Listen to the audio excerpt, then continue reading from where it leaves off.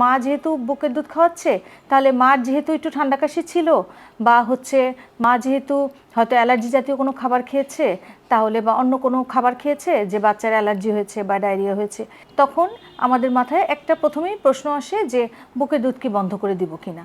এটা আসলে আমাদের দেশে একটি খুবই কমন ধারণা। আমরা সবসময় এই একটা ভ্রান্ত ধারণার মধ্যে থাকি। তাহলে আমাদের আসলে এই অবস্থায় কি করা উচিত? আমাদের মনে রাখতে হবে যে 6 মাসের নিচের বাচ্চাদেরকে, মানে 6 মাস মানে 180 দিন পর্যন্ত বাচ্চাকে আমরা শুধুমাত্র বুকের দুধ খাওয়াবো। বুকের দুধের বাইরে এক ফোঁটা পানিও দিব না। এটা দিয়েই কিন্তু তার সব রকমের খাবারের চাহিদা পূরণ হবে। এটাই তার একমাত্র প্রধান খাদ্য।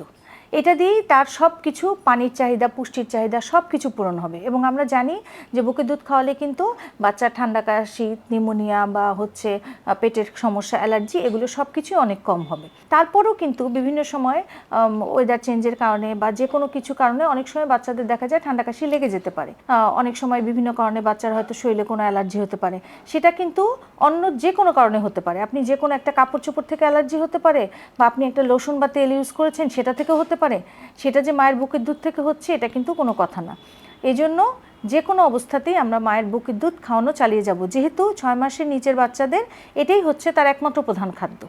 তাকে শুধুমাত্র মায়ের বুকের দুধই খাওয়াতে হবে।